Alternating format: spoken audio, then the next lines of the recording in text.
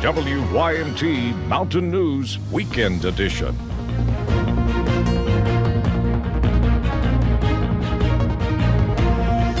Good evening and thanks for joining us. I'm Macy Marie.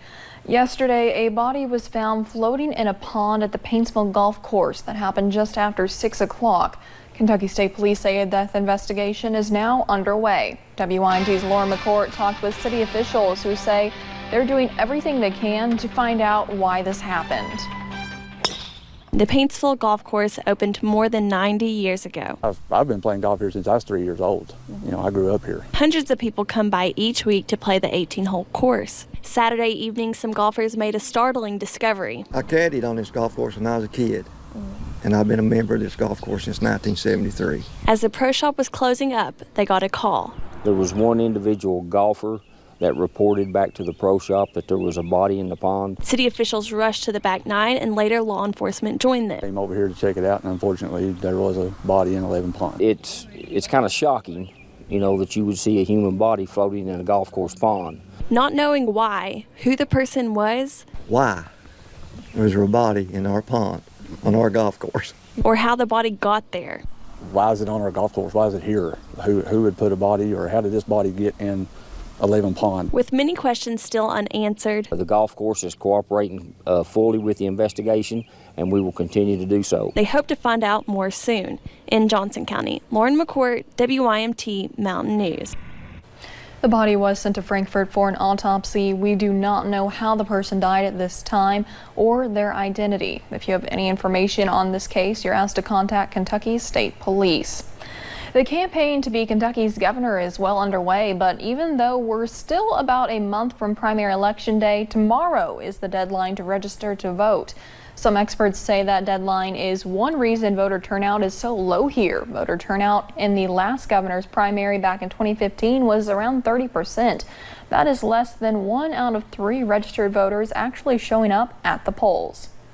Other places have automatic voter registration where the state automatically puts people on the voter rolls given the information they have, or even same-day registration where you can register and vote at the same time at the polls. And those states have the highest turnout. If you need an absentee ballot, you can apply for one at your county clerk's office. The deadline for that is May the 14th.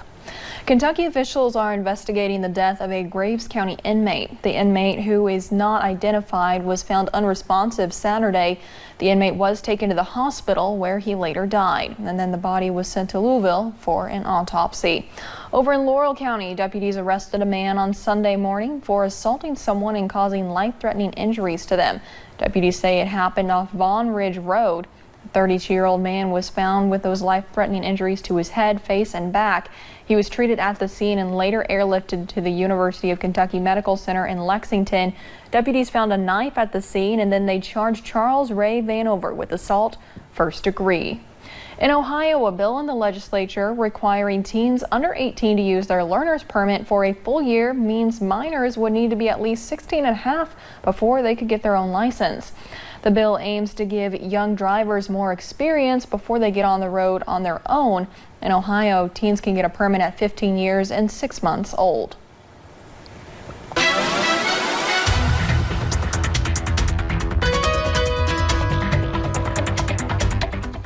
After a soggy couple of days, it was nice to wake up today with no rain. We did wake up to a few clouds, but we've seen those all get out of here. You'll notice that as we go ahead and take a look at our London cam over on I-75. You'll notice those clouds, those beautiful blue skies. We started with those clouds a little bit early over there, but now we're seeing those clouds breaking also as we head over into Prestonsburg at StoneCrest. Absolutely beautiful blue skies. Few clouds there, but most of them are still making their way out of the mountains. High pressure has set up over our region, which has pushed these clouds out of our area, and they'll continue to work their way out of our area as we head into the rest of the evening and the overnight hours. The areas that seen a little bit more sunshine today, definitely a little bit warmer into about those mid to upper 60s, 67 London, 66 Richmond and Williamsburg. A little bit cooler in Prestonsburg into the upper 50s. We're seeing a 64 here in Hazard. Now for tonight, we will drop to about those mid 40s with mostly clear skies. Patchy fog is also possible late tonight, early into tomorrow, but like I said, high pressure is set up, means sunshine's going to continue at least over the next few days. We are warming up though as we head into your Monday and Tuesday, and of course scattered showers are back in the 7-day forecast. I'll have that for you coming up in just a little bit. Macy. All right, thank you, Paige. A federal judge is ordering a city in West Virginia to put an ordinance that would decriminalize marijuana back on the June 4th ballot. On Friday, the judge decided that Salem city officials must return the ordinance on the ballot. The city first removed it because of concerns the ordinance might not meet existing state law.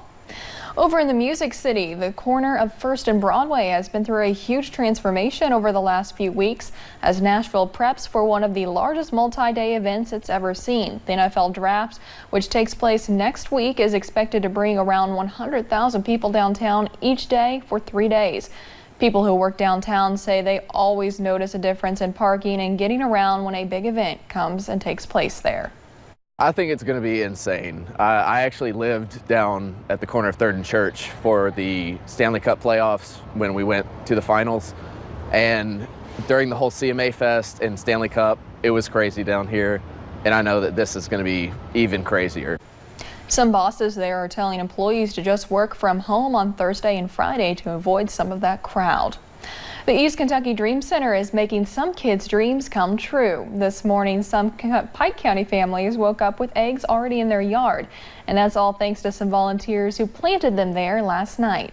WYMT's Marianne Fletcher tagged along as they played Easter Bunny.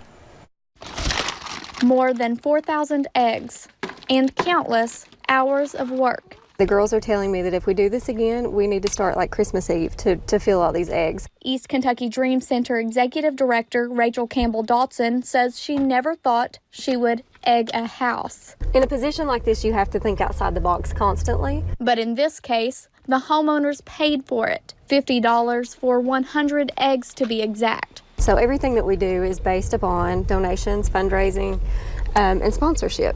Volunteers with the center scattered eggs in multiple Pike County yards Saturday night. Some are filled with toys, cars, some are filled with nail polish for the little girls. So children will wake up Easter morning to a surprise. And they're just in awe. Those faces, the smiles, they've made every bit of it worth it. The Dream Center is a faith-based nonprofit organization which helps the surrounding community. There's several things that we do to help people in need. Who came to visit? And in this case, our motto is to find a hurt and heal it, and to find a need and fill it. They are doing just that. Stuffing the eggs is a little tedious, but it wasn't hard work at all. So we've loved seeing the children light up. Filling eggs as well as hearts. In Pike County, Marianne Fletcher, WYMT Mountain News. And if you would like to help out and volunteer for the East Kentucky Dream Center, you can visit our website to learn more about that. Easter celebrations on the national level include the president attending services this morning. President Trump attended Easter Sunday service at Church of Bethesda by the Sea in Palm Beach, Florida. President Trump walked into church with First Lady, daughter Tiffany Trump, and Tiffany's boyfriend.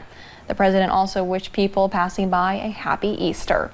And on the other side of the ocean, Queen Elizabeth marked Easter by attending a service with other royals at St. George's Chapel on the grounds of Windsor Castle on Sunday. She was joined by members of the royal family, and this year Easter coincides with the Queen's 93rd birthday. Sunday is the first of 2 birthday celebrations each year for the Queen as she marks her official birthday in June with the Trooping the Color Parade. Pope Francis celebrated Easter Sunday Mass on the flower-adorned steps of St. Peter's Basilica as thousands of pilgrims and tourists jammed St. Peter's Square to join in the service and later receive his blessing. 55,000 Dutch flowers and plants decorated St. Peter's Square, transformed for the occasion into a large flower garden. And on this Easter Sunday, some people in Sri Lanka dealing with deadly attacks. At least 200 people died following those attacks. 7 people were arrested and 3 police officers were killed during a raid on a house in Colombo. The blast went off at 3 churches and 4 hotels. This is the first major attack on the Indian Ocean island since the end of a civil war 10 years ago. There were no immediate claims of responsibility for those attacks. And still to come on Mountain News Weekend Edition, the East Kentucky Leadership Awards are this week. We'll tell you about a project out of Harlan County that's being recognized. And sunshine and warmer temperatures return, but for how long? We'll break down that full forecast in just a few short minutes.